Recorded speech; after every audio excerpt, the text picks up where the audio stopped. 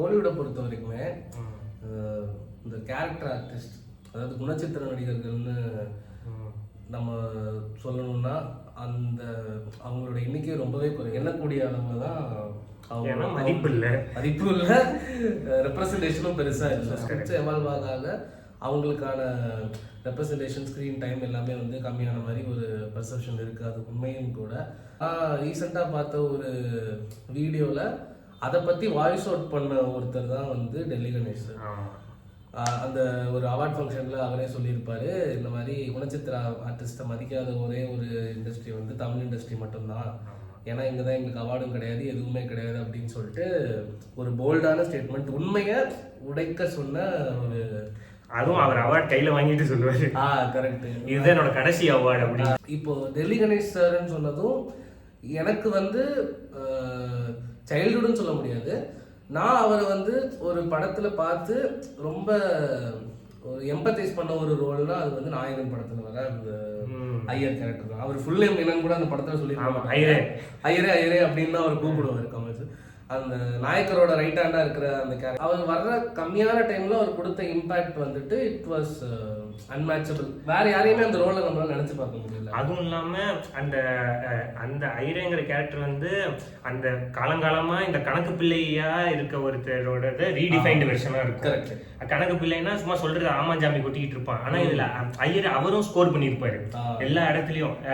ஏன் இது ஆம்புலன்ஸ் ஏழைங்களுக்கு ஓடாத சேரியில இருக்கும்னு சொல்ற அந்த எக்ஸ்சேஞ்சா இருக்கட்டும், அந்த இடத்துல வந்து ரெண்டு பேருமே ஸ்கிரீன் ஸ்பேஸை ஈக்குவலா மெயின்டைன் பண்ணியிருப்பாங்க. நம்ம வாங்கி ஓட்டுறோம் அப்படின்னு நாயக்கர் சொல்றப்ப நாயக்கரும் ஐயரும் வந்து அந்த இடத்துல அந்த ஃப்ரேம் நிறைஞ்சிருப்பாங்க. அவர் ரியாலிட்டியை சொல்ல வருவாரு, அது ஏழைங்களுக்கு ஆம்புலன்ஸ் ஓடாது அப்படின்னு.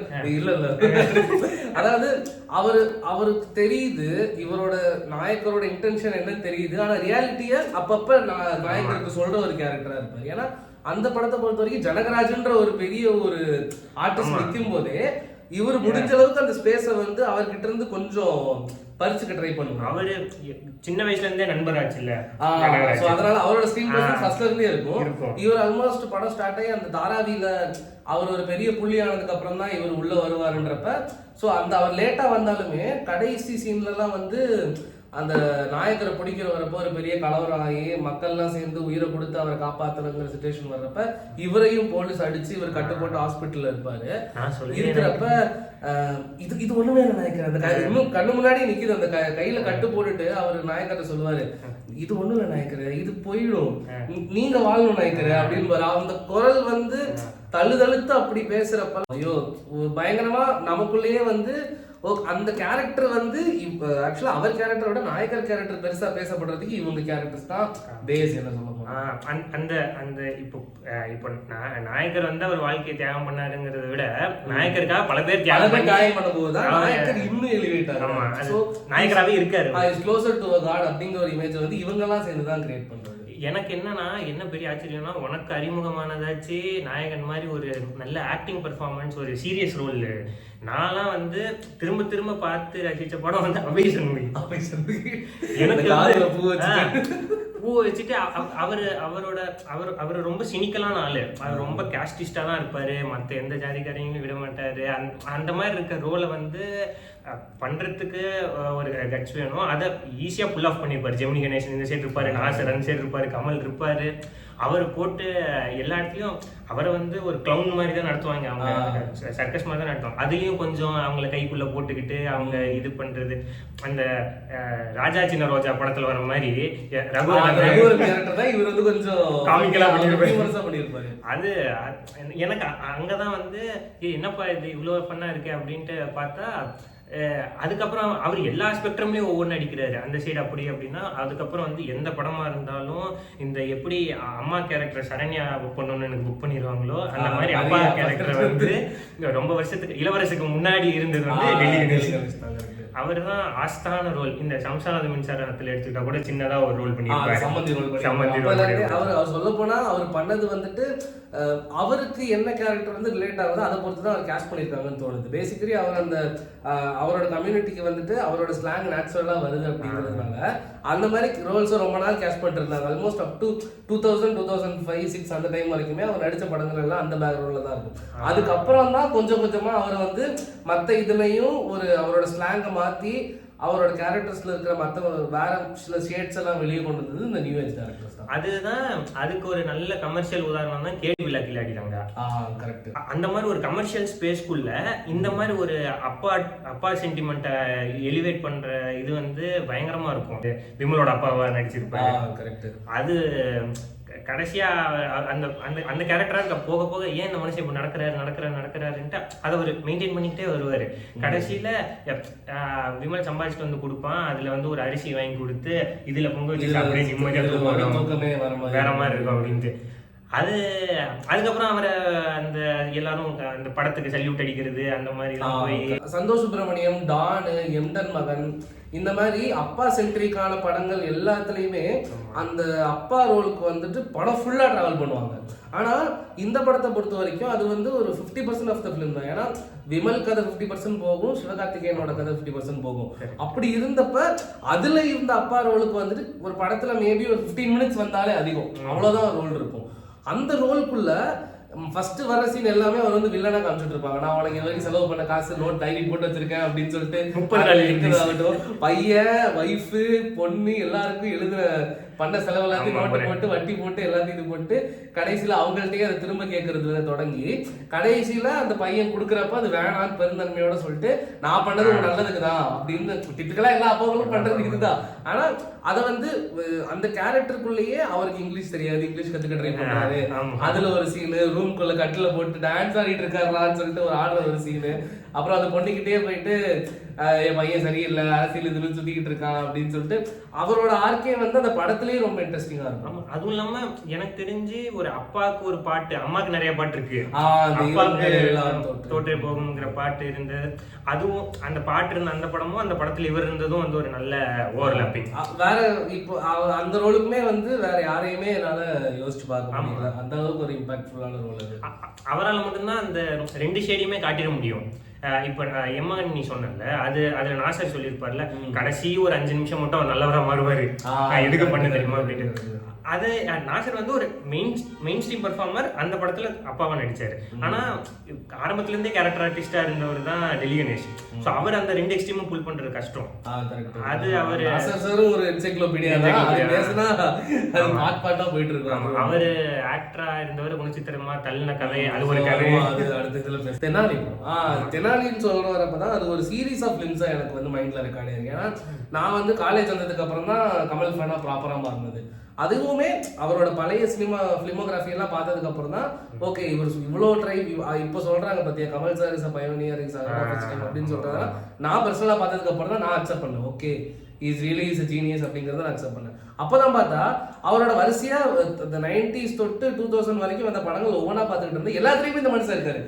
என்னையா அது நீ வந்து எந்த படத்துலயும் மிஸ் பண்ணாம கேஸ்ட் பண்ணிருக்காரு அப்படிங்கிற மாதிரி இருந்துச்சு. அதுதான் இந்த வெற்றிமாறன் படத்தை 3ஆர் ரமேஷ் மாதிரி ஒரு தவிர்க்க முடியாத 3ஆர் ரமேஷ். அப்புறம் வெங்கட் பிரபு படத்துல பிரேம்ஜி இருக்கிற மாதிரி கமலோட எல்லா படத்துலயும் அந்த கண்டினியூட்டி வந்து பயங்கரமா இருந்துச்சு. அதுவும் எல்லா படத்துலயும் ஒரே காமெடி அந்த மாதிரியே கிடையாது, ஒவ்வொரு படத்துலயும் ஒவ்வொரு வெரைட்டி.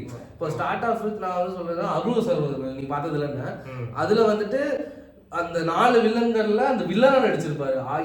எனக்கு நினைவு தெரிஞ்ச ஒரு கமர்ஷியல் படத்துல ஒரு ப்ராப்பரா ஒரு வில்லனா பண்ண ஒரே எனக்கு ஞாபகம் இருக்கிற ஒரே படம் தான். அப்கோர்ஸ் அதுக்கு முன்னாடி இருந்திருக்கலாம், பட் நான் பார்த்து ரசிச்ச படங்கள்ல எனக்கு ஞாபகம் இருக்கிறது அது. அந்த ஃப்ரெஞ்ச் பீரியட் வச்சுட்டு ரொம்ப டீசெண்டான ஒரு ஆள் மாதிரி இருப்பாரு. அவனை பண்றது வந்து ரொம்ப குருவலா ரொம்ப ஈவிலா இருக்கும். அவங்க கமல் சாரோட அந்த கேரக்டரோட ஃபேமிலியே கொள்றது, அதுக்கு ரிவெஞ்ச் எடுக்க வர்றப்ப அவரையும் ஒரு அந்த சர்க்கஸ் வச்சு கொள்றது அப்படின்னு சொல்லிட்டு அதே படத்தை 20 இயர்ஸ் கழிச்சு வந்து தமிழ் படத்துல வந்து அதே அவரே வந்து ஸ்பூஃப் பண்ணிருப்பாரு.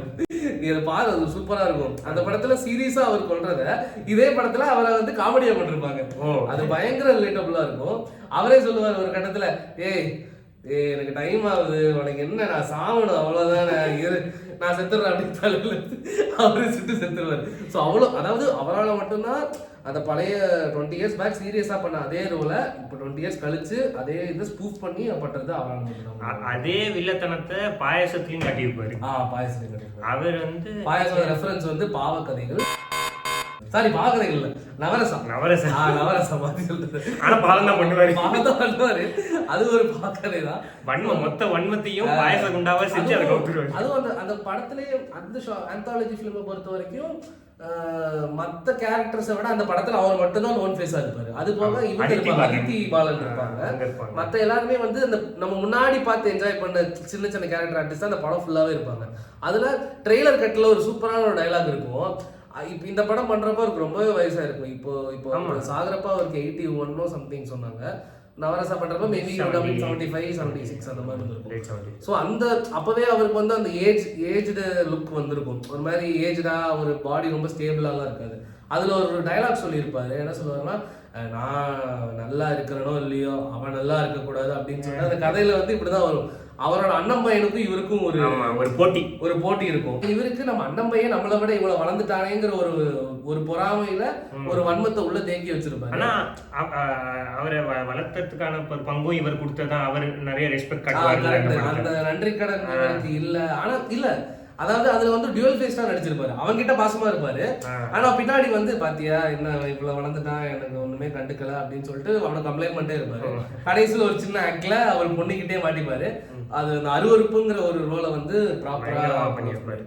அது அவரால் வந்து அவர் வயசு காரணமாகவும் அவர் அந்த ரிலேட்டபிளா இருக்க மாட்டாரு. அதனால அவரால் எந்த எதிர்ப்பும் காட்ட முடியாது. உச்சக்கட்ட எதிர்ப்பா அவர் என்ன காட்ட முடியுமோ அதை காட்டிடுவாரு. அவருக்கு இருக்கிற நல்ல பேரை அவரை சுத்தி இருக்கிறவங்க கிட்ட ஸ்பாயில் பண்ண ஒரு ஸ்ட்ராட்டஜி பண்ணி அதை அவரால் என்ன அந்த வீட்டுல ஒரு பிக் பாஸ் வீடு மாதிரி ஒரு அந்த நல்லா சாப்பிட்டு பிரியாணியில ஒரு ஏலக்காய் போட்டு ஈஸியா செஞ்சு விட்டு வந்துருவாரு. அடுத்து வந்து நான் பார்த்து எனக்கு மணிகண்டன் வந்து ஒரு பர்ஃபார்மரா ரொம்ப பிடிக்கும். அவர் டைரக்டரா அவர் டெபியூன்னு நினைக்கிறேன். நிறைய எழுதும் சரிதம். இந்த டைட்டில் பேரே வந்து எனக்கு ரொம்ப இதா இருந்தது. அதுக்கப்புறம் தான் பார்த்தா இந்தியன் படத்துல வர ஒரு பாட்டுல வர ஒரு வரி தான் நிறைய எழுதும் சரிதம். அந்த லிரிக்ஸ்ல ஒரு லைன் அதே அந்த பாட்டுல வந்து அந்த லிரிக்ஸ் பார்த்தா நிறைய எழுதும் சரிதம்னு இருக்கும். எனக்கு அந்த இது இந்த பின்னாடி கனெக்ட் ஆனோன்னு என்னடா இது அப்படின்ட்டு ரொம்ப தேடி கடைசியில பைரசியில தான் பார்த்தேன், டவுன்லோட் பண்ணி தான் பார்த்தேன். பார்த்தா எனக்கு அந்த டைம்ல தான் எங்க அப்பாவும் வந்து ரிட்டையர் ஆனாரு. வேலைக்கு போயிட்டு இருக்க ஒரு மனுஷன் ரிட்டையர் ஆயிடுவார். வர டெல்லி கணேஷ் நடிப்பாரு. அப்புறம் ஆயிரக்கணக்கான ஒரு வேலை தேடுற ஆளுங்கள்ல ஒருத்தரா மணிகண்டன் நடிப்பாரு. இவங்க ரெண்டு பேரும் எப்படி அந்த டிரான்சிஷனை வந்து எதிர்கொள்றாங்க, இவங்க ரெண்டு பேரும் மீட் பண்ணி இவங்க ரெண்டு பேரும் ஃப்ரெண்ட்ஸ் ஆவாங்க.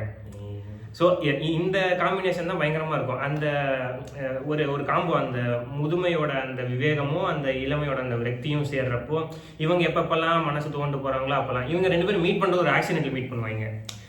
எப்படின்னா யாரையும் ஒரு மதிக்கிறது அப்பா பையன் இல்லை, அவங்க ஸ்ட்ரேஞ்சர்ஸ். இவர் வந்து இப்போ பல ஃபெயில்டு இன்டர்வியூஸ்ல அது ஒரு இன்டர்வியூவா இருக்கும், அது முடிச்சுட்டு வருவாருன்னு நினைக்கிறேன். அந்த பாட்டு கரெக்டாக ஞாபகம் இல்லை. இவர் வந்து ஏதோ அவமானத்தில் வந்து குடிச்சிட்டு வந்துடுவார். முதல் டைம் குடிச்சிட்டு வந்து மணிகண்டன் இடிச்சிருவாரு. அப்போ சண்டை போட்டுக்குவாங்க. சண்டை போட்டுக்கிட்டோடனே அது அப்புறம் வந்து ஒரு மாதிரி அந்த காதலும் மோதல்ல ஆரம்பிச்சிருக்கும். அது ஒரு அற்புதமான படம். அதுலயும் மணிகண்டன் வந்து கடன் வச்சு டீ குடிப்பான், நிறைய இடத்துல டீ குடிப்பான். அதுக்கு வந்து அந்த டீ அவங்க கொடுக்குற விதமே வந்து இப்படி சுத்தி விட்டு கொடுப்பாங்க, ரோல் ஆகிட்டே இருக்கும். அதை ஒரு மாண்டேஜ் மாதிரி எடுத்திருப்பாங்க. அது அவன் எத்தனை தடவை அந்த மாதிரி கொடுக்குறாங்கன்னு. அதுக்கப்புறம் வந்து டெல்லி கணேஷ் கூட அதே டீ கடைக்கு போவாங்க. போனோடனே டெல்லி கணேஷனுக்கு இந்த ஃபிளாஷ்பேக்லாம் தெரியாது. அவர் நேராக டீ கொடுங்க அப்படின்னு ஏற்கனவே எத்தனை பிஸ்கட் எடுத்தான்னு கணக்கே இல்லை, பல டீ போயிடுச்சு அப்படின்ட்டு பழைய கணக்கு சொல்லிட்டு இருப்பாரு. உடனே இவர் பாக்கெட்ல இருந்து காசு எடுத்து கொடுத்து ஒரு அதான் அப்பா ஸ்தானத்துல என்ன பண்ணுமோ அதை பண்ணிட்டு ஒரு டீ கொடுப்பாங்க. அந்த டீ வந்து வைப்பாங்க நார்மலா. அதை பார்த்த உடனே மணிகண்டன் சிரிப்பாங்க. என்னன்னு கேட்ட உடனே அவமான டீ ஞாபகம் வந்துச்சு அப்படின்ட்டு இருப்பாங்க. அங்க மணிகண்டனும் சொல்லிச்சிருப்பாரு, டெல்லி கணேஷும் சொல்லிச்சிருப்பாரு. ஸோ அது வந்து ஒரு நிறைய பேர் கொஞ்சம் பேர் பேசினாங்க, கொஞ்சம் பேர் பேசலை. ஆனால் ஒரு பொதுவெளிக்கு நிறையா பரவலாக வராத ஒரு படம். ஆனால் அது எல்லாரும் பார்க்கணும். அது ஒரு குட் டு வாட்ச் மூவி. அது பார்க்கறது வந்து இது. ஸோ அது மூலமாக தான் அவரோட எக்ஸிஸ்டன்ஸ் வந்து 2010-20s அப்புறமும் இருக்குன்றத எஸ்டாப்ளிஷ் பண்ண ஒன் ஆஃப் த ஃபிலிம்ஸ். அது நிறைய இருக்கும் சரிதான். அப்புறம் நிறைய பேர் இந்த படம் சொல்லுவாங்க, சிந்து பைரவி நிறைய பேர் சொல்லுவாங்க. But haven't at watch it. So அதனால என்னால் அதை பற்றி ஃபுல்லாக கமெண்ட் பண்ண முடியல. பட் இன்னைக்கு வரைக்குமே ஏதோ ஒரு படத்தில் இவர் ரோபசங்கர் கூட அதை ஸ்கூப் பண்ணுவார். இந்த சிந்து பறவையில் வருவார், ஒரு தமிழ் ஒத்துவன் நான் சொன்னேன் இல்லையா அப்படின்னு வாய்ஸ் வரல. பட் ஆனாலும் அவர் சொல்ல ட்ரை பண்ணிருப்பாரு. அந்த கேரக்டர் வந்து அவ்வளவு ஃபேமஸா இருக்குன்னு சொல்லிட்டு அந்த வாய்ஸ் அவர் எடுக்க ட்ரை பண்ணிருப்பாரு. அதுல சிவகுமார் சாரோட ரோலுக்கு இவர் சைடு ரோல் அதை ப்ளே பண்ணிருப்பாரு நினைக்கிறேன். Character was relevant to the film. But ஆனா அதுவும் நோட்டபிளானதுன்னு சொல்லுவாங்க. பார்த்தவங்க தெனாலி மாத்திருபுதன் கேரக்டர், அவரும் ரமேஷ் கண்ணாவும் அந்த காம்போ வந்து ஒரு மாதிரி ஒரு எவர்கிரீன் காம்போ. அதுவும் ஒரு மாதிரி வில்லத்தனம் தான், ஆயத்தில் நம்ம சொன்ன வில்லத்தனம். அந்த மாதிரி அதாவது அந்த மாதிரி ஒரு கேரக்டர் இமேஜின் பண்றதே கஷ்டம். ஏன்னா ஒரு டாக்டருக்கும் இருக்கிற ஒரு சண்டையில ஒரு டாக்டர் அவனோட ஒரு கிரிட்டிக்கலான ஒரு ஹேண்டில் பண்ண முடியாத ஒரு பேஷண்ட்டை இன்னொரு டாக்டருக்கு அனுப்பி இப்போ நான் வேணா மாட்டிக்கிட்டு செத்தேன், இவனை வச்சு உன்னை எப்படி கீழே இருக்கிற பாரு. அந்த லைன் வந்து நிறைய பேரால புரிஞ்சுக்க முடியாது. ஆனா ஒரு இன்ட்ரெஸ்டிங்கான லைன். அதை புரிஞ்சுக்கிட்டு அதை நடிச்சதுன்றது உண்மையிலே ஹேட்ஸ் ஆஃப். அது இப்போ எப்படி அதை கன்சீவ் பண்ணாரு, எப்படி அதை எடுத்துட்டு போயினா அந்த படம் ஃபுல்லாவே பேசிக்கிட்டே இருப்பாங்க. கிரேசி மோகன் சாரோட டயலாக்ஸ் ஆகட்டும், அதுதான் படத்தோட பெரிய பேக் போனே. ஸோ பார்த்தீங்கன்னா படம் ஃபுல்லாக வந்து டைலாக்ஸ் வச்சு தான் எல்லாமே கன்வே பண்ணுவாங்க. கமல் யாருன்றதும் டைலாக்ஸில் தான் இருக்கும், அந்த கைலாஷ் டாக்டர் யாருன்றதும் டைலாக்ஸ் மூலமாக தான் கன்வே பண்ணுவாங்க. ஆனால் பேசிக்கிட்டே இருக்காது, நம்ம எங்கேயுமே போர் அடிக்காது. இப்போ சொல்கிற மாதிரி லேகோ ட்ராகோ எதுவுமே அந்த ஸ்லாப்ஸ்டிக் எல்லாமே ஒர்க் அவுட் இருக்கும். அதே மாதிரி டெல்லி கணேஷ் வந்து எப்படி சொல்றது, அவர் வந்து ரொம்ப சீரியஸாக ட்ரை பண்ணிக்கிட்டு இருப்பாரு. ஆனால் அது ஹியூமராக ஒர்க் அவுட் அவர் நினச்சதை வந்து அவர் அச்சீவ் பண்ணிடுவார். இவர் போயிட்டு இவர் என்ன நினைப்பாரு, கமல் வந்து அந்த வீட்டுக்குள்ள போனா போதும்ன்றதுதான் டெல்லி கணேஷோட எய்மா இருக்கும். போனதுக்கு அப்புறமா அது அவர் நினைச்ச மாதிரியே அந்த கைலாஷோட அந்த பீஸ் ஆஃப் மைண்ட் வந்து கொஞ்சம் கொஞ்சமா டிகிரேட் ஆகிட்டே இருக்கும். ஸ்டார்டிங்ல அவருக்கு பிடிக்காது. ஏன்னா நமக்கு ஒரு சின்ன ஒரு காம்ப்ளெக்ஸ் இருக்கும் பாத்தியா, அது அவுட் சைடர் காம்ப்ளெக்ஸ்னு ஒன்று இருக்கும். நம்ம ஒரு கேங்கா இல்ல நம்ம ஒரு ஃபேமிலியா இல்ல நம்ம ஒரு சர்க்கிளா இருக்கிறப்ப டக்குன்னு ஒரு அவுட் சைடர் நம்மளால அவ்வளவு சீக்கிரம் வந்து அவங்களை என்கல்ஃப் பண்ணிக்க முடியாது. சோ அந்த டைம்ல நமக்கு ஒரு சின்ன ஒரு காம்ப்ளெக்ஸ் வரும், எதுக்கு இவன் நசனசன் இப்போ நம்ம கூட வரா, அது எல்லா இடத்துலயுமே இருக்கும். அவரை வந்து வராதன்னு சொல்லவும் முடியாது, வந்தவரை பார்த்து டக்குன்னு நம்மளால வார்மா அக்செப்ட் பண்ணிக்கவும் முடியாது. அந்த டைம்ல ஒரு சின்ன ஒரு டைலமாக்குள்ள சிக்கிட்டு இருப்போம். அதுதான் அந்த கைலாஷோட ரோல். அந்த கைலாஷோட ரோலோட ஒன்லைன் அதான் ஜெயராம் சாமியா ஃபுல்லா பண்ணிருப்பாரு. அது போக போக போக அவர் ஃபேமிலிக்குள்ள ஒரு அவுட் சைடரா வந்து ஜோதிகாக்கு அவருக்கு லவ் வந்து அவரோட மச்சானாக போறாருன்னு அவருக்கு hit ஆகுறப்ப he would the effect would be disastrous. ஆமா, இதுக்கெல்லாம் வெத மாற்றுபுதம் அவர் லெஜெண்டா இருக்கிற ஒரு ஃபீல்ட்ல அவரை சர்பாஸ் பண்ணிட்டு ஒரு ஜூனியர் பையன் வந்துட்டான். அவருக்கு கிடைச்ச புகழை விட நிறைய இன்ட்ரடியூஸ் பண்றான், அந்த டைம்ல ரொம்ப ஃபேமஸ் ஆகிறான் அப்படிங்கிறதுனால இவரால அதை எடுத்துக்க முடியாது. வயிற்றுச்சல் தான் சொல்லணும். ஸோ அந்த வயிற்றுச்சல் வந்து அவர் எப்படி அதுக்கு ரிவெஞ்ச் எடுக்கிறாருன்னா அது ரிவெஞ்சுக்கு யூஸ் பண்ற டூல் தான் கமல். அந்த ரெண்டு பேரோட ஃபாலோ அப் செமையா இருக்கும். அந்த கமல் போற இடத்துக்குலாம் இவங்க முன்னாடி வந்து பைனாக்குலர் வச்சு வாட்ச் பண்ணா ஷார்ட் இன்னும் ஞாபகம் இருக்கு. தெனாலி போயிட்டானா அப்படின்னு வந்து கபாலி போயிட்டானா சார் தெனாலி அப்படி அவர் போறது, அவர் வாட்ச் பண்றது, ஷேடோ பண்றது, மாட்டிக்கிட்டா டக்குன்னு குளத்துல குதிக்கிறது அப்படின்னு சொல்லிட்டு எங்கேயுமே வந்து ஜெயராம் விட்டு அவன் வெளியே போயிடக்கூடாதுங்கிறதுல கருத்தா இருப்பாங்க. இவங்க தான் 2-3 சிச்சுவேஷன்ஸ்ல அவனை திரும்ப கொண்டு போய் சேர்த்து விடுவாங்க. அப்புறம் ஹேராம்ல ஒரு ரோல் பண்ணியிருப்பாரு. Hey Ram to speak of it, அந்த கலவரம் பண்ற ஒரு ஆர்எஸ்எஸ் கும்பல், அதுவும் ஒரு சீரியஸ் கேரக்டர் அவர் ப்ளே பண்ணதுல. அந்த ஆர்எஸ்எஸ் கும்பலோட ஹெட்டா அவர் ஒரு சின்ன ஒரு ரயாட் டீமை வந்து லீட் பண்ணி கொண்டு வந்துட்டு இருப்பாரு. ஸோ அவர்கிட்ட இருந்து அவரோட கமல் வந்து அவரோட ஃப்ரெண்ட் அம்ஜித் ஷாருக் கான் அவர் காப்பாற்றுறதுக்காக அவர் ரொம்ப போராடுவார். பட் ஈவன் சொல்லி Shahrukh Khan will get hit by that mob. அப்புறம் அந்த ஆர்எஸ்எஸோட மென்டாலிட்டியே ப்ராப்பரா நான் சொல்றேன் இல்லையா, அந்த இது எங்களை எங்க வெளியே போக சொல்றீங்க, அவங்க தானே வெளியே போகணும், அந்த பாலிடிக்ஸ சூப்பரா சொல்லுவாங்க. அவுட் சைடர் இத காமிச்சிருப்பாங்க, அவங்க தானே அவுட் சைடர்ஸ், எங்களே வெளியே போக சொல்றாங்க. ஒரு ஹிந்து பாப் மென்டாலிட்டியை ப்ராப்பரா வந்து நேரா ஸ்ட்ரைட் ஆன் ஃபேஸ் சொல்லிருப்பாரு அவரு. ஆமா, ரொம்ப கம்மி டைம் தான் வந்திருப்பாரு. கம்மி டைம் தான், ஒரு சீன் தான் வருவாரு. ஒரு ரெட் கலர்ல ஒரு குர்தா மாதிரி போட்டுட்டு நெத்தியில ஒரு இது போட்டுட்டு அந்த ஒரு கழுத்துல அந்த காவி போட்டு ப்ராப்பரா கையில ஒரு ஹேமரோட வருவாரு. அதுக்கப்புறம் அந்த இருக்கிறதுலே அவர் பண்ண எனக்கு வில்லத்தனமா இருந்த அப்பா வந்து இரும்பு திரையப்பா. அவர் எதுவுமே பண்ண முடியாது. இன்னசென்ட்டான ஒரு கிரிமினல் அப்பா, ஒரு ஹார்ம்ஃபுல், ஒரு இன்னசென்ட் ஆனா ஹார்ம்ஃபுல்லான ஒரு கேரக்டர். அவர் வந்து எப்படி அது வந்து நிஜமாலுமே ஒரு தலைவலியான ஒரு நிஜமான வாழ்க்கையில் நம்ம எம்பத்தைஸ் பண்ணி பார்த்தோம்னா ஒரு தலைவலி தர ஒரு அப்பா தான். அப்பாங்கிற பாசம் அதெல்லாம் நம்ம அந்த கொடியெல்லாம் தூக்கிட்டு வராம இருந்தீங்கன்னா அது வந்து ரொம்ப, அதுவும் அந்த ஒரு சீன் தான், ஒரு சீன்ல மொத்த இதையுமே ஸ்டீல் பண்ணியிருப்பாரு. அந்த அவரோட விஷாலோட பணம் வந்து அக்கௌண்ட்ல இருந்து காணாம போயிருக்கும். இவன் என்ன பண்றது தெரியாம தலையை வெடிச்சுட்டு உட்கார்ந்து இருப்பான் அந்த வீட்டு டைனிங் டேபிள்ல. இவருக்கு அந்த ப்ராப்ளம் என்னன்னு தெரியாது, அதோட இன்டென்சிட்டி என்னன்னு தெரியாது, அவன் எப்படி ரீபே பண்ண போறான் அதுவும் தெரியாது, பொண்ணோட கல்யாணம் நடக்குமான்னு கேட்டா அதுவும் தெரியும். ஆனா இவருக்கு நடக்கணும், நான் எப்படியாச்சும் நடத்திடணுங்கிற ஒரு ஆசை மட்டும் இவருக்கு உண்டு. ஆனா என்ன எது தெரியாது. சோ அங்க என்ன நடக்குதுன்னே தெரியாம டக்குன்னு உள்ள வந்து ஒரு ஒன்லைனை போட்டு வெடிச்சு டமால் அப்படி போட்டுருவாரு. உள்ள வந்து என்ன சொல்லுவாரு, இப்ப கதிரு நம்ம வேணா வேற பேங்க்ல இன்னொரு 6 லட்சம் கேட்டு லோன் போடுவோமா.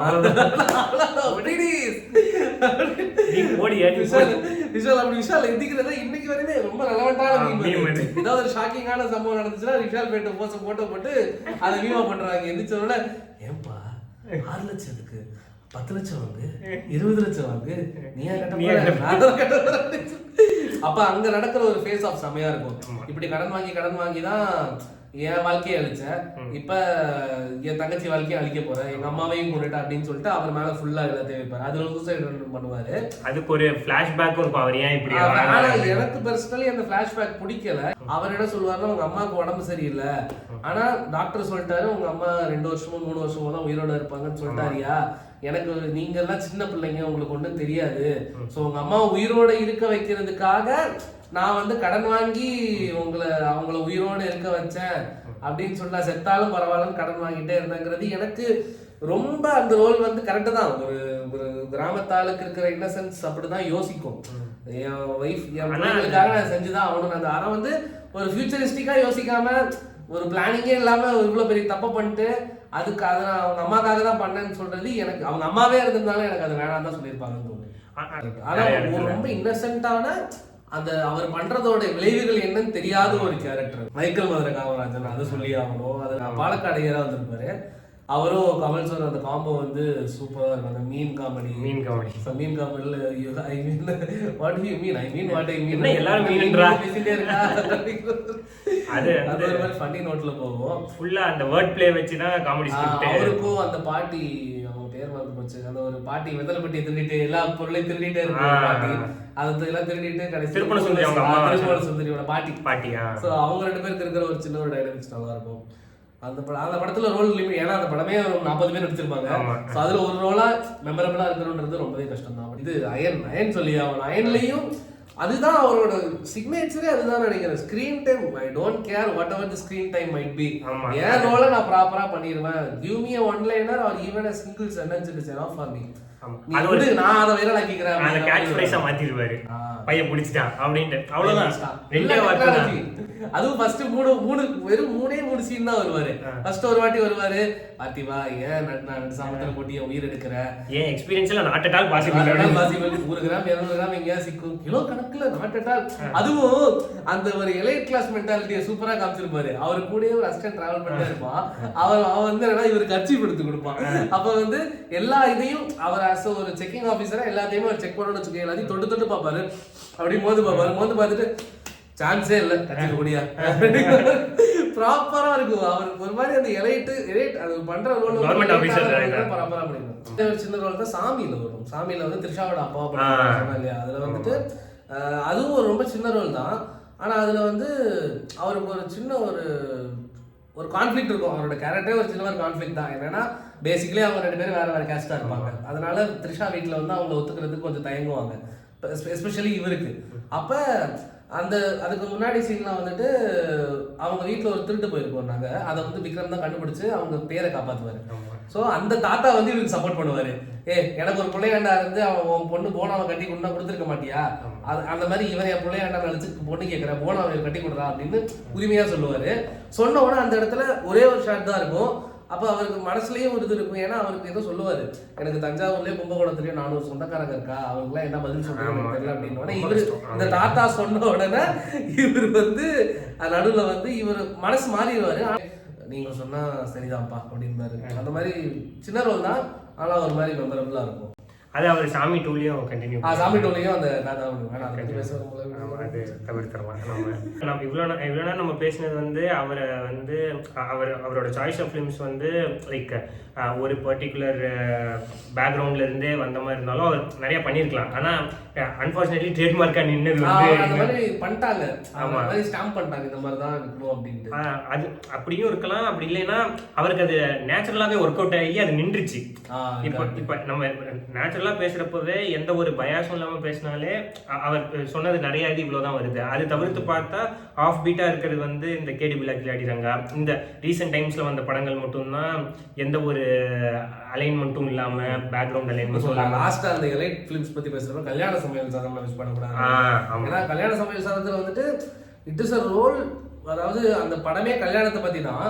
ஸோ நம்ம ஊர் கல்யாணங்களை பொறுத்த வரைக்கும் பொண்ணோட அப்பாவுக்கு தான் எல்லா வகையான ஸ்ட்ரெஸ், ப்ரெஷரு, இது பெஞ்ச் மார்க்கிங் எல்லாமே அவங்களுக்கு தான் நடக்கும். அவங்களுக்கு தான் உண்மையிலேயே அந்த கல்யாணத்தை எப்படியே நடத்த முடிச்சிடணுங்கிற ஒரு இது இருக்கும். அந்த இந்த ஜாவனிஸ்டிக் சொசைட்டில அந்த மாதிரி தான் ஃப்ரேம் பண்ணி வச்சிருக்கோன்றதுனால அந்த படத்துல அவரோட ரோல் அந்த லிமிடெட் ஸ்பேஸ்லயும் அவரோட ரோல் வந்து கொஞ்சம் வந்து ப்ரொக்ரெசிவா காமிச்சிருப்பாரு. அந்த ஸ்டார்டிங்ல ஒரு ரோல் ரொம்ப யூஸ்வலா இருக்கும். பட் ஆனா பிரசன்னாக்கு அந்த பிரச்சனை இருக்குன்னு தெரிஞ்சதுக்கு அப்புறமா அவரு வந்து தன் பொண்ணுக்காக அந்த பிரச்சனையை இவரே சால்வ் பண்ணணும்னு நினைக்கிறது வந்து அதாவது மாமனாருக்கும் மருமகனுக்கும் இந்த மாதிரி ஒரு கான்வர்சேஷன் இருக்கவே இருக்காது. நம்ம நினைச்சு கூட பார்க்க முடியாத ஒரு ஜோன்ல அதை ப்ளே பண்ணிருக்காங்க. லாஸ்ட் பர்சன் போய் சொல்றது அவரா தான் இருக்கும். அதனால ஃபர்ஸ்ட் பர்சனா இவருக்கு தெரிஞ்சுக்கிட்டு அந்த ப்ராப்ளத்தை வந்து இவர் ஒரு டாக்டர் ரெஃபர் பண்ணி கடைசியில அவரால தான் அந்த ப்ராப்ளமே சரியாகும். சோ அந்த அது வந்து ரொம்ப நல்லா இருக்கும். ரொம்ப ஒரு ஹெல்த்தியான ஒரு ரிலேஷன்ஷிப். அந்த father in law son in லா அதுல ஒரு ரைட்டிங் நல்லா இருக்கும். என்ன சொல்லிருப்பாங்கன்னா இவங்க ரெண்டு பேரும் என்கேஜ் ஆனதுக்கு அப்புறமா ஃபர்ஸ்ட் டைம் ஒரு ஸ்லீப் ஓவர் போவாங்க. போறப்பதான் அவனுக்கு பிரச்சனை இருக்குன்றதே அவனுக்கு ரியலைஸ் ஆகும். அத வந்து லேட்டரான இந்த பிரச்சனையை பத்தி பிரசன்னா கிட்டே அவர் பேசும்போது சொல்லுவாரு, தம்பி நான் என்ன என் பொண்ணை வந்து அப்படியே விட்டுட்டேன்னு நினைச்சீங்களா? என் பொண்ணு எங்க போனாலும் அவன் மேல எனக்கு ஒரு கண்ணு இருக்கதான் செய்யும். நான் கண்ணு காணாம தான் இருக்கேன், ஆனா அதுக்காக எல்லாத்தையுமே கண்ண மூடிட்டு நான் இருக்க மாட்டேன் அப்படின்னு சொல்லுவாரு. முன்னாடி என்ன நடக்கும்னா இந்த பிரச்சனைக்காக இவங்க நிறைய சொல்யூஷன்ஸ் தேடி போவாங்க. எதுலையுமே ஒர்க் அவுட் ஆகாத ஒரு ஸ்டாண்ட் வர்றப்ப பிரசன்னா என்ன பண்ணுவாருன்னா he will decide to call off the marriage. So அது காஃபி ஷாப்ல உட்காந்து பேசுறப்ப என்னால நீ ஹியூமிலியேட் ஆக வேணாம், நானே வேற ஏதாச்சும் பெட்டரான ரீசன் சொல்லி இந்த கல்யாணத்தை ஸ்டாப் பண்ணிடுறேன், எனக்காக நீ எதையும் தாங்கிக்க வேணாம் அப்படின்னு சொல்லிட்டு ஒரு ஜென்டில்மேன் ஸ்டாண்டர்ட் பண்ணு கிட்டத்தட்ட ஒரு தியாகி தான். ஏன்னா அந்த மாதிரி ஒரு ஆக்சுவலா இது ஒரு லவ் மேரேஜ் கூட இல்ல, அரேஞ்ச் மேரேஜ்ல இவ்வளவு மெச்சூர்டா பிஹேவ் பண்றது எனக்கு ரொம்ப ஒரு மாதிரி அவுட்ஸ்டாண்டிங்கா இருந்துச்சு. ஸோ அது வந்து அவருக்கு தெரிஞ்சிருக்கும். மேபி அவங்க பொண்ணு சொன்னாரா என்னன்னு தெரியல. அவர் சொன்ன உடனே நான் எப்ப தெரியுமா அவங்களை மாப்பிள்ளன்னு ஃபிக்ஸ் பண்ணேன், நீங்க உங்களுக்கு இந்த பிரச்சனை இருக்குன்னு தெரிஞ்ச உடனே என் பொண்ணு கிட்ட நீங்க என்ன சொன்னீங்க, அப்பவே நான் முடிவு பண்ணிட்டேன், உங்களை விட வேற யாராலையும் என் பொண்ணை பெட்டரா பாத்துக்க முடியாது, அப்பதான் நான் முடிவு பண்ணேன், நீ இந்த ஜென்மத்துல நீங்க தான் எனக்கு மாப்பிள்ளை அப்படின்னு. அதுல வந்து ஒரு மாதிரி பயங்கர ஓவர்வெல்மிங்கா இருக்கும். செமையா அந்த கான்வர்சேஷனே ரொம்ப இதா இருக்கும். லைக் அந்த கான்வர்சேஷன் வரைக்குமே வந்து பிரசன்னாவோட கேரக்டர் வந்து ரொம்ப அலைன்மெண்ட்டே இல்லாம நம்ம என்ன பண்ணுவோம், ஒரு துண்டு சீட்ல கூட நம்ம ப்ராப்ளம் சொல்யூஷன் கிடைச்சா அதை ட்ரை பண்ணுவோம்ல, அந்த மாதிரி ஒரு கேரக்டரா தான் காமிச்சிருப்பாங்க. எல்லாத்தையும் ரேண்டமா ட்ரை பண்ணுவாங்க. ஒரு கரெக்டாக ஒரு அப்ரோச் பண்ணுங்கிற ஒரு இதே தாட்டே இருக்காது. அது டெல்லி கணேஷ் கேரக்டர் அவர் மாமனார் உள்ள வந்து அவரும் அங்கே ஒரு கைண்ட் ஆஃப் அப்பா ஸ்தானத்தை எடுத்திருப்பாரு. கரெக்ட். அந்த மாமனார் டு அப்பா நடுவுல தான் இருக்கு. ஏன்னா பிரசன்னாவோட அப்பா ரோல் வந்து ரைட்டிங்காவே அதை சப்டியூ பண்ணி வச்சிருப்பாங்க. அவர் பெரிய ஆர்டிஸ்டும் கிடையாது, he was a very newcomer நினைக்கிறேன். அவர் ரொம்ப சப்டியூ பண்ணனால இவர் வந்து அந்த ரெண்டையுமே சேர்த்து ப்ளே பண்ணுவார். மாமனாரும் நான் தான், அப்பாவும் நான் தான், I will also be a support system to you when you fail அப்படிங்கிற மாதிரி சூப்பரா வந்து நல்லா இருக்கும், நல்லா பண்ணுவார் அவரு. இதெல்லாம் நல்லா சில 2-3 டைலாக்ஸ்லாம் நல்லா இருக்கும். என்ன சொல்லுவாருன்னா, உங்களை சுத்தி 4 உதவாக்கிற ஃப்ரெண்ட்ஸ் இருப்பாங்க, சிட்டுக்குருவிலே சாப்பிடு, இந்த கல்லு மோதிரத்தை போடு, ஜீன்ஸ் போடாத அப்படி இப்படின்னு அவங்க அட்வைஸ் கொடுத்துருப்பாளே, முதல்ல அவங்க ஃப்ரெண்ட்ஷிப் எல்லாம் கட் பண்ணுங்க. அதுதான் அவர் வந்து அந்த மெச்சூரிட்டியை கொண்டு வருவார் டேபிளுக்கு. சொல்லுவாரு அவர் அந்த சீன்ல சொல்லுவாரு, I am a very practical person. மேலேயே அந்த படத்துல பிராக்டிகலா இருந்து ஒரு நாள் மட்டும் ஃபுல் படம் ஃபுல்லா டிராமா தான், என்னடா பண்றீங்க அப்படின்னு. அப்புறம் ஒரு சீன்ல பொண்ணு பார்த்து மேட்ரிமோனியில போட்டோஸ் எல்லாம் ஸ்க்ரோல் பண்ணிட்டு இருப்பாங்க. அப்போ வந்து இவரோட ஒய்ஃபும் வந்து அந்த பொண்ணுக்கு மாப்பிள்ளை போட்டோஸ்லாம் பார்த்துட்டு இருப்பாங்க, ப்ரொஃபைலோட சேர்த்து பார்த்துட்டு இருப்பாங்க. அப்போ அவங்க அம்மா வந்து ஏதோ ஒரு போட்டோ பார்த்துட்டு என்ன சொல்லுவாரு, இந்த பையன் நல்லாவே இல்லை பார்த்துங்க, ஓ நீ அதையும் பாக்குறியோ, அப்ப நீங்க எதை பாத்தீங்க, நான் சம்பளம் எவ்வளவு பாத்துட்டு இருக்கேன் நீ அழக பாக்குறியா, அதையும் பார்க்கணும், சரி ஓகே. அந்த டிப்பிக்கல் ஃபாதர் மென்டாலிட்டியை வந்து அவர் ஒவ்வொரு இடத்துலயும் ஷோகேஸ் பண்ணிட்டே இருப்பாரு அந்த படத்துல. அது ஒரு நல்ல படம், நல்ல அதுவுமே அந்த எலைட் கம்யூனிட்டின்றதுனால எனக்கு நான் பார்த்ததுல பீக்கா அவர் அந்த அந்த எலைட்டிசம்னு சொல்லாம அதை வந்து எக்ஸிபிட் பண்ண ஒரு ப்ராமினென்டான மூவி, நல்ல மூவி, தேவைப்படுற ஒரு மூவி இந்த காலகட்டத்துக்குன்றதுனா அந்த படத்தை நான் சொல்லுவேன். ரொம்ப ப்ராக்டிக்கலாக இருக்கும். அவரோட காமெடி ரோல்ஸ் பற்றி கண்டிப்பாக பேசியே ஆகணும். அதில் வந்துட்டு மீம்ஸ்லேயும் சரி, விஜயோட கரியரில் ஒரு முக்கியமான ஒரு காமெடி ட்ராக்னா அது தமிழன்ல அந்த ஒரு வக்கீல் கேரக்டர். அதுல ஒரு சீனியரா வந்து டெல்லி கணேசன் பண்ணியிருப்பாரு. ஸோ அப்போ அந்த சிகரெட்டை நிறுத்து, டிசிப்ளின் தான் முக்கியம். Discipline is first, knowledge plus discipline, that's the good combination. அந்த கேரக்டர் வந்து பயங்கரமா இருக்கும். எனக்கு தெரிஞ்சு அதுல நாசரும் இருப்பாரு அந்த படத்துல. நாசர் வந்து ரேவதி இருப்பாங்க, மாமா, அவரோட விஜயோட மாமா. அவர் இறந்ததுக்கு ரிவெஞ்ச் எடுக்க போவாரு. ஆமா. இன்னொன்னு என்னன்னா, அந்த ஒரு பங்காளி தகராறுன்னு சொல்லிட்டு 2 பேர் வந்து இவர்கிட்ட கேஸ் போட சொல்லி வந்திருப்பாங்க. இவன் வந்துட்டு கிளைண்ட் வருவாங்க, பார்த்து உட்கார வச்சிரு அப்படின்னு சொல்லி பார்த்து பேசிக்கிட்டு நான் கோயிலுக்கு போயிட்டு வந்துடுறேன் அப்படின்னு. கடைசியில் இவர் வந்து பார்த்தா அதை ஏதோ பண்ணாங்க சார், பேசி அனுப்பிட்டு பேசி நீ என்ன சொன்ன, இல்ல சார் இது சொத்து பதிப்பு விட வக்கீல் காசு அதிகமா செலவாகும்னு அவங்களே புரிஞ்சுக்கிட்டு போயிட்டாங்க. நீயே சொல்லிட்டியா வக்கீல் இப்படி வரவங்களை எல்லாம் நீயே சொல்லி அது வந்து பயங்கரமா நல்ல சூப்பரா இருக்கும். அவங்க 2 பேருக்கும் அந்த ஒரு கேட்டன் மூஸ் மாதிரி விளையாடி இருப்பாங்க. நல்லா இருக்கும். அது சீரியஸான படத்துலயும் அந்த ஒரு ட்ராக் சூப்பரா இருக்கும். அந்த ட்ராக் காமெடி வந்த டைம்ல அது சூப்பரா. அதே ஈக்குவலி அந்த அந்த டிராமா, அந்த ஹியூமர் அதை மெயின்டைன் பண்றது வந்து மிடில் கிளாஸ் மாதவன்ல பண்ணிருப்பாரு. ஒரு அப்பாவா ப்ராப்பரா லைக் அந்த டைம் அந்த பீரியட்ல வந்து இந்த விரலுக்கு ஏத்த வீக்கம், middle class Madhavan, budget Padmanabhan, so இந்த மாதிரி படங்கள்லாம் வந்த டைம்ல வந்து விவேக், வடிவேலு, லிவிங்ஸ்டன், அது வந்து இவருடைய கஜேந்திரன் சாரோட டைரக்டர். ஓகே, அவங்களோட ஒரு ஒரு ஜோனா இருந்தது. ஸோ அதுல வந்து மெயின் ஸ்ட்ரீம் ஆர்டிஸ்டா இருந்த லிவிங்ஸ்டன் ஒரு ரோல் பண்ணுவார் மெயின் ரோலா.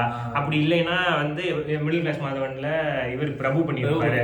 ஸோ அவங்கள சப்ளிமெண்ட் பண்ற மாதிரி மொத்த character artist, human comedy artist இருக்கும். ரிட்டையரான அப்பா வீட்டுல உட்காந்து அவரோட ஃப்ரெண்ட்ஸோட உட்காந்து வீட்லயே கார்டு விளையாடுவாரு, டீ போட்டு கொடுக்குற வைஃப், அப்புறம் கடமையே முடிஞ்சதுன்னு நினைக்கிற ஒரு டிபிக்கலான அது அவரோட கஷ்டங்கள். அவர் வந்து எப்படி அவங்க பொண்ணுக்கு மாப்பிள்ளை தேட போறாரு, அந்த இது எல்லாமே வந்து ரொம்ப ரொம்ப இயல்பா இருக்கும். அது அவரோட ரோல் எப்படின்னா, அந்த ரிட்டையர் ஆனதுக்கு அப்புறமா அவரோட ரெஸ்பான்சிபிலிட்டி எல்லாத்தையும் பிரபுக்கு ஆஃபர் பண்ணிடுவாரு.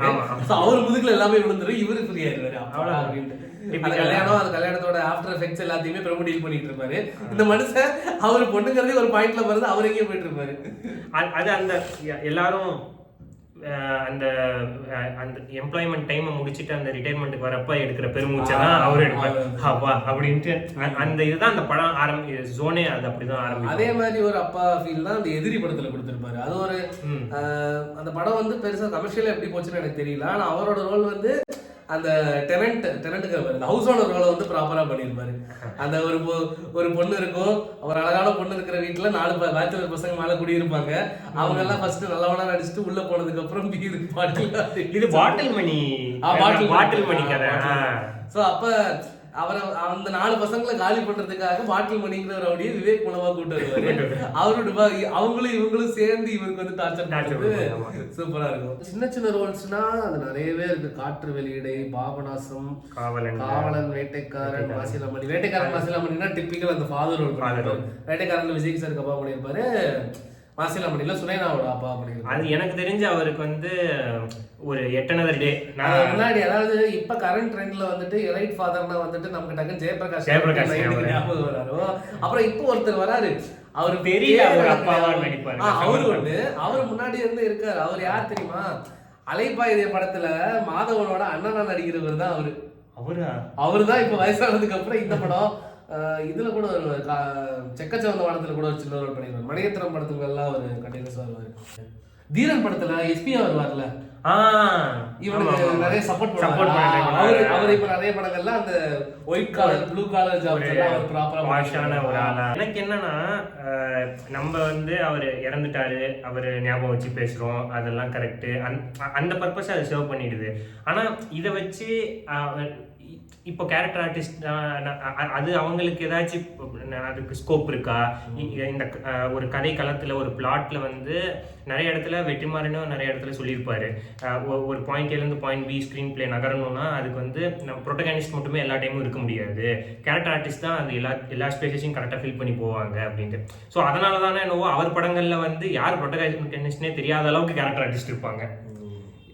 ஸோ மேபி அந்த மாதிரி அது யார் எந்த சீனுக்கு யார் முக்கியமோ அந்த சீனின் நாயகனாக இருப்பாங்க, கதையின் நாயகன் கூட இல்லை அவர் படங்கள்ல, சீனின் நாயகனாக தான் இருப்பாங்க. ஸோ அந்த மாதிரி இப்போ அந்த ஸ்பேஸ் வந்து ஆர்கானிக்காக நடந்திருக்கா இல்லையா, அவங்களுக்கான ஸ்பேசஸ் இருக்கா அப்படின்னு நம்ம யோசிக்கணும்னா எம்எஸ் பாஸ்கர் வந்து ஒரு தவிர்க்க முடியாத ஆளா, ஒரு வெர்சடைலா, எல்லா மீட்டர்லையும் அவரால் பண்ண முடியும். அவர் வந்து உத்தம வில்லனும் பண்ணுவாரு, லோக்கல் பார்க்கிங்கும் பண்ணுவாரு, கரெக்ட் சொன்ன மாதிரி 8 தோட்டாக்களும் பண்ணுவாரு. அவரும் ஒரு தனி ஒரு சாப்டர், அந்த ரேடார்ல எல்லா பக்கமும் போயிட்டு வர ஒரு கேப்பபிலிட்டி இருக்கவர் எம்எஸ் பாஸ்கர். அவருக்கான கதைக்களங்களும் அமைஞ்சிருக்கு. ஆனா அது வந்து எனக்கு நாளைக்கு வந்து அவரும் ஏதாச்சும் ஒரு மேடை ஏறி பேசிடுவாரோ, இந்த மாதிரி எங்களுக்கான ஸ்கோப் கிடைக்கல அப்படின்ட்டு பேசிடுவார். ஸோ இதுக்கு இப்போ எம்எஸ் பாஸ்கரை விட்டு அடுத்து வந்து அங்கங்க கொஞ்சம் பேர் இருக்காங்க. ஸோ அவங்க எல்லாருமே வந்து ஒரு பெர்ஃபார்மன்ஸ் சென்ட்ரிக்கா இல்லாம ஒரு கமர்ஷியலா, இப்போ டெல்லி கணேஷோட பிலிமோகிராஃபிலேயே சில இடங்கள்ல வந்து அவர் அந்த கதைக்கு வந்து ஒரு கம்மி டைம் ஸ்பேன்ல ஒரு அப்பாவா ஒருத்தர் வேணும், அதுக்கு ஒரு நல்ல ஒரு மகாந்திரம் வேணும் அப்படிங்கிறதுக்காக டெல்லி கணேஷ் சார் கூப்பிட்டுருப்பாங்க. ஸோ அவர் அங்க நடிச்சிருப்பார். ஸோ அந்த மாத்திரத்துல மட்டுமே பண்ணிட்டு போயிடுவாங்களோ. இப்போ ஜெயபிரகாஷ் சாரா இருக்கட்டும், அவர் இன்டர்நெட்னால கொஞ்சம் நல்ல ரோல் இருந்தது. ஸோ அங்கங்க அவரும் வந்து சும்மா நின்றுட்டு போன மாதிரி ரோல்ஸ் கொடுத்துருப்பாங்க. கரெக்ட். இன்ஃபேக்ட் அவர் இப்போ அந்த லாஸ்ட்டாக இதை பற்றி பேச மாட்டேன், மாடர்ன் லெவலில் பறவை குட்டியில் வாழும் மங்கள்ல கூட கிஷோரோட அப்பாவை ஒரு சின்ன பண்ணியிருப்பாரு, சின்ன ரோல் தான். ஆனால் வந்து அவரை தான் வந்துட்டு அந்த படத்துல வந்து கான்டெம்பரரியா வச்சு பேசியிருப்பாங்க. இவங்க எல்லாம் பேசுறது வந்து ப்ரோக்ரஸிவா இருக்கும். அவர் வந்து ஸ்டேட்டஸ் கோ பேசுவாரு, என்னடா பேசுற, நீ தானடா அந்த பொண்ணு பிடிச்சிருக்குன்னு சொல்லிட்டு 20 வருஷம் முன்னாடி கல்யாணம் பண்ணிட்டு வந்த, இப்போ என்னன்னா நீயே அந்த பொண்ணை வேணாங்கிற அப்படின்னு அவர் பேசி அவரை கன்வின்ஸ் பண்ண ட்ரை பண்ண நல்லா இருக்கும். அவர் தான், அதாவது படத்தை பாக்குற ஒரு 40-50 ஏஜ்ல இருக்கிறவங்க அவங்களுக்கு அப்படிதான் தோணுன்றத அவங்களோட ரெப்ரசன்டேஷனா ஸ்கிரீன்ல வருவார். அதை நேர்த்தியாவும் பண்ணிருப்பாரு, ரொம்ப ஓவர் டூலாம் பண்ணாம ப்ராப்பரா இருக்கு. அதுல ஒரு புட்டிங் அப் வித் தி ட்ரெண்ட்ங்கற ஒரு கான்செப்ட்ல ஒரு one of the best contemporary எக்ஸாம்பிள்ஸா நான் இங்க சொல்லணும்னு நினைக்கிறது வந்துட்டு டெல்லி கணேஷ். ஆஃப் கோர்ஸ் நான் அந்த one of the examples best. Of course is a legend, அதை மறக்கவே முடியாது. ஸோ இந்த மாதிரி கண்டிப்பா இதுக்கப்புறம் இப்போ இருக்கிறவங்களும் சரி, இதுக்கப்புறம் வர்ற supporting actors be it female or female யாரா இருந்தாலும் they should get the appreciation they deserve. Appreciation தாண்டி ஸ்கோப் ஆஃப் ஒர்க், அவங்களுக்கு சேலஞ்ச் பண்ற மாதிரி நீங்க ரோல்ஸ் கொடுக்கணும். And at least if you are casting in your films, let it at least try to give them the screen time they deserve. அந்த ரோலை வந்து கொஞ்சம் அவங்களுக்காக வந்துட்டு, of course it is difficult in the recent times, ஆனா முடிஞ்ச அளவுக்கு ரைட்டிங்லேயே அதை சார்ட் அவுட் பண்ணிட்டீங்கன்னா when pitching the scripts it will be easy to convince them. அது ஒன்று. அப்படி இல்லைன்னா நான் என்ன சொல்லுவேன்னா, நீங்கள் வந்து அந்த கதைக்கு பண்ணுற ஹானஸ்டியும் அந்த ஆர்டிஸ்ட்டுக்கு பண்ணுற ஹானஸ்டியும் என்னவா இருக்கும் அப்படின்னா, உங்ககிட்ட ஜென்யூனாகவே உங்கள் ஸ்கிரிப்டில் அதுக்கான ஸ்பேஸ் இல்லைன்னா அவங்கள அப்ரோச் பண்ணாதீங்க. எப்படி இந்த ஃபார்வர்ட் மெசேஜ்லாம் சொல்லுவாங்கல்ல, போகும் பாதை தவறாக இருக்கும்போது வேகமாக சென்று என்ன பையன் அப்படின்னு சொல்லுவாங்கல்ல, எதுக்கு வேகமாக அந்த ரூட் எடுத்துக்கிட்டு நம்ம நிதானமாக போய்க்கலாம். Delhi Ganesh sir, we will miss you and Tamil cinema will miss you. நம்ம திரும்ப அந்த படத்தை போட்டு பார்த்து நினைவுகளில் வாழ வச்சுக்கிட்டே இருக்கோம். to rewatch all these things and really memories. Thank you guys.